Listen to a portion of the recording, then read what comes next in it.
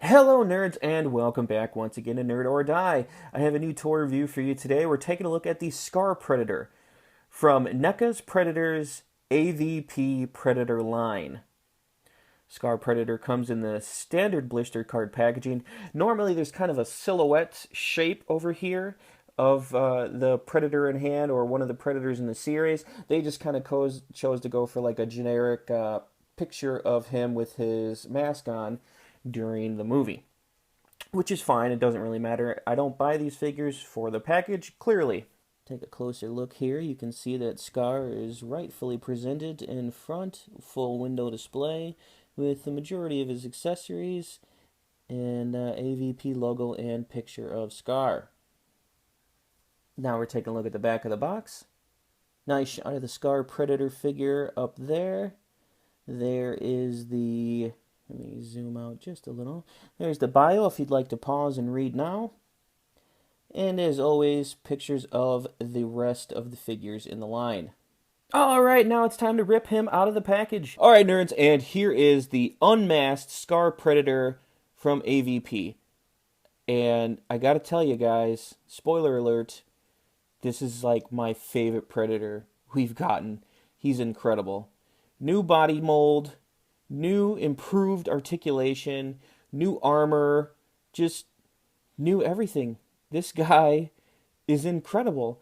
I love this figure. It's so nice to see something new coming out of Neca. Neca is really on top of their game lately, and this is no exception. In fact, this might even be the rule.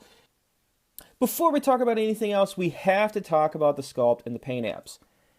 This guy is absolutely incredible. Look at that. Look at how they've got like the black in there to show all the depth. I mean it just looks so gnarly. I love the paint, or excuse me, I love the red paint and that shiny gloss that they brush over it. It gives it this, wet look, which is exactly, what the inside of the mouth would look like.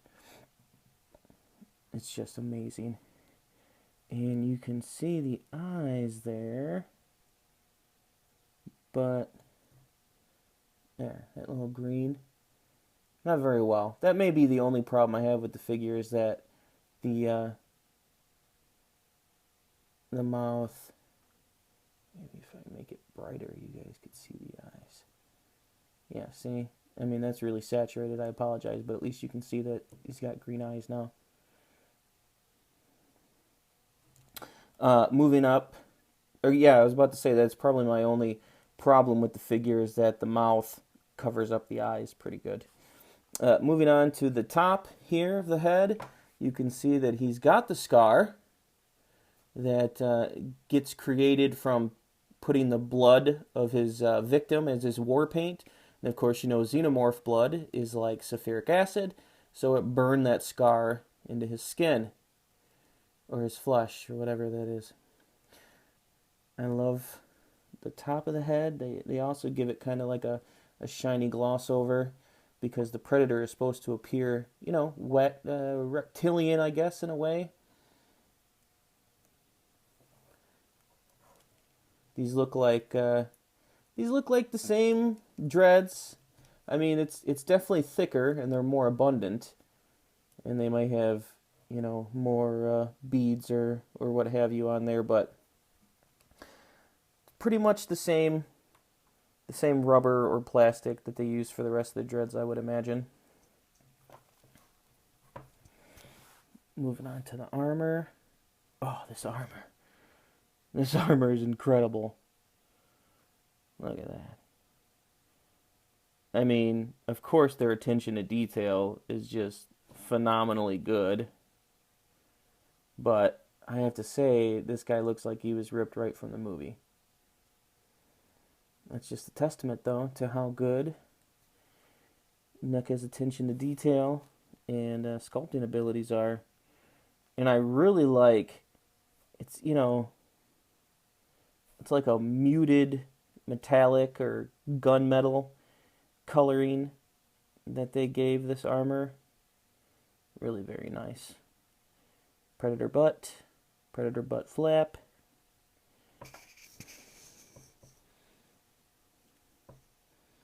Take a look at the leg armor. Oh man, those toes. Those like gargoyle toes. Those are awesome. Alright, now let's take a look at his articulation. Guys, trust me, this is the best part. Alright, first, he can look up quite a bit. Look down. Well, actually, I don't know if that's down or just normal. He can look up and maybe down, or not at all. I don't know. Okay. He turns right and left and gives quite good head pivot. I just said he... Never mind. The arms move out and down, forth and back, and the armor moves up to give, so it doesn't break off, clearly. I really like that addition.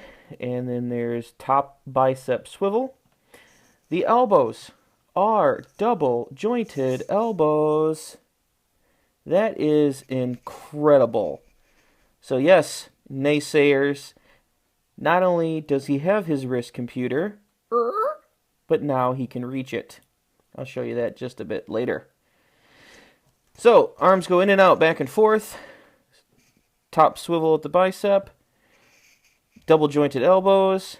And gauntlet spin, which is amazing. And then ball joint wrist is normal. He has a, I believe that's a ball joint at the top of the chest, top of the abdomen. Can forward and back, left, right, pivot, spin. And also bottom ball joint at the bottom of the waist. So there's 2 points of articulation for the waist to give him one hell of an ab crunch. But on this figure, it is hindered a little more than the rest because of his armor flaps. Legs. Legs move in and out, back and forth. There's a spin at the top of the thigh. Double jointed knees. And what I really like about this is that the hinge is hidden. Hidden in the top of the boot and hidden in the top of the thigh. Really like that. And then there's also swivel at the bottom of the thigh. So swivel top and bottom of the thighs. Then the feet are on ball joints. So you're going to get wide range of movement and ankle pivot. What did I tell you guys? Was I right? Amazing, amazing articulation. I love that the wrist computer opens. I love all the little detail that they took the time to put in there. Totally cool. Sure, would I have liked some little red lines in there showing that it's counting down? Yeah, I would have, but we don't need it. And maybe they'll include it on future figures, but just the fact that he has the computer and it opens is amazing. So let's go ahead and get him arms posed up. It is a little difficult to use the top of the elbow there, but we can manage. And then bring that in.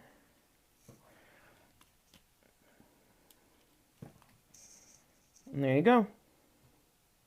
He can now access his wrist computer. So all the naysayers that was like, why does he even need it? With Neca's articulation, he'll never be able to touch it. Well, haha, and neener, suck it. A lot of people are saying now, though, that he still can't look down at it. Well, maybe just move it up a little. It's kind of how you arrange it. I don't know. It kind of looks like he's looking at it. But who cares? In the end, he's got a wrist computer that can open and he can touch it. So I'm happy. This guy's amazing. It kind of looks like he's looking at it. No? Moving on to accessories. The Scar Predator, like every other Predator, comes with his very own plasma caster. And this one is unique to the AVP series. It is, I'm not really much for words, guys, so if you hear me say incredible, awesome, excellent, amazing, it's just because I can't think of any other adjectives to describe this figure and his accessories. So, I'm at a loss for words, I guess you could say. Taking a look real quick at the sculpt and the paint, it continues on with like this gunmetal sheen that is on the rest of his armor. But I like these little copper bits in here. Kind of, I don't know, I guess it shows like maybe gears or working parts. Oh, I love it. Nothing underneath, just plain old mold, but not moldy. Well, you know what I mean. Man, I like all the intricacies and the small little details they put in here. Wow. I mean, this is great. This is definitely the best Plasmacaster we've ever gotten. Articulation for it, the track slides back and forth. There's actually a lot of articulation for this Plasmacaster. There is a hinge right here that allows it to hinge up and down.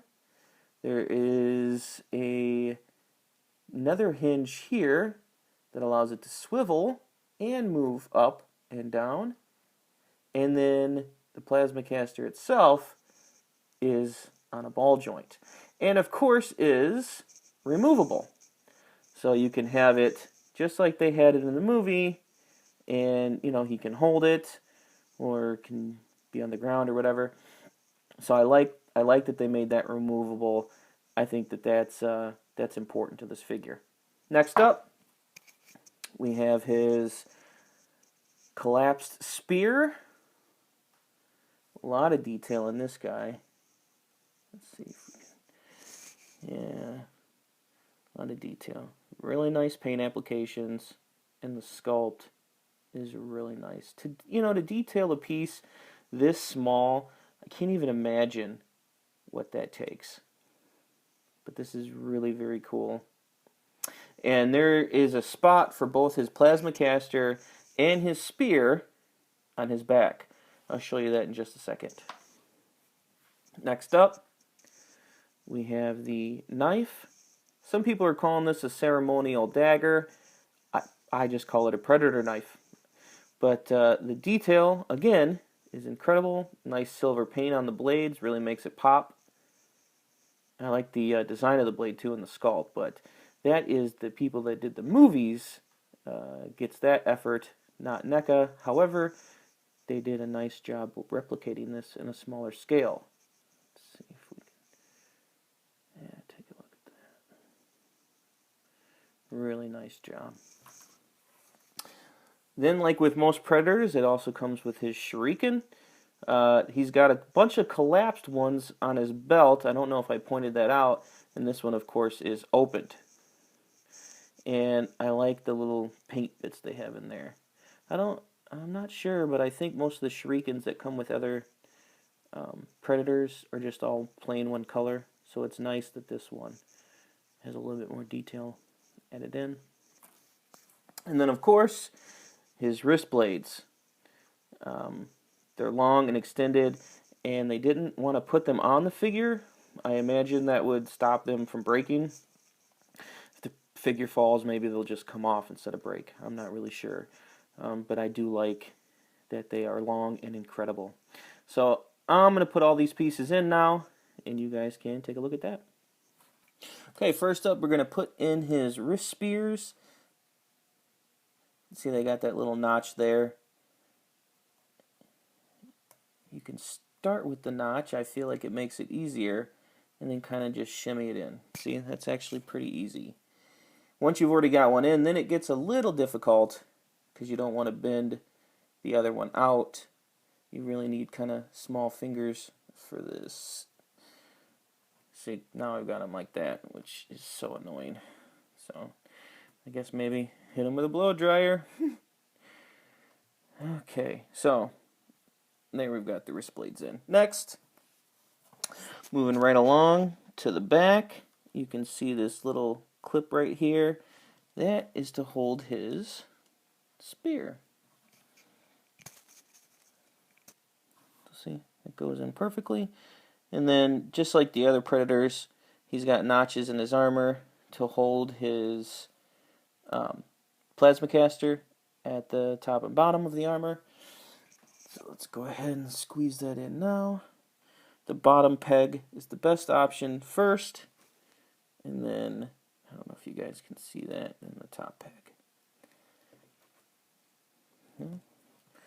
Fits on like so. His hair is really in the way. Sorry, guys. There.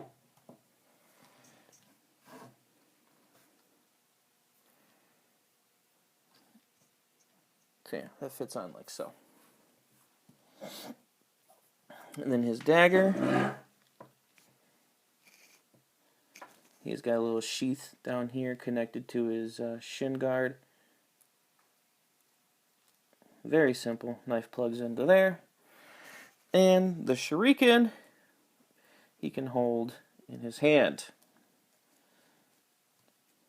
Which I hit the hand with a blow dryer already and stretched it out more than it should be. So he's going to hold that very loose. And you got to be careful because this falls off a lot. I'm thinking about super gluing it into the armor. I don't know why they didn't.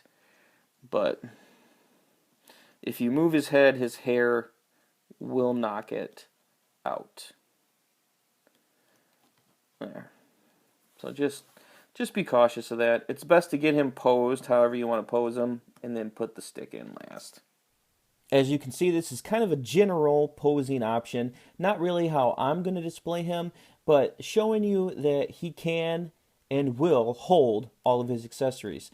I have to reiterate that I love self-contained figures, people. The fact that every accessory he comes with can be on his person is an incredible feat, and I love it. And it just adds to my love of this figure and what Neca did here with the articulation, all the accessories it comes with, and the fact that you can have all the accessories on him, the new body mold, and all the new articulation. This is hands down one of the best Predators they've put out, and definitely the best Predator I have gotten in maybe the last 2 years. He is just amazing. Okay, now finally we're taking a look at size comparison.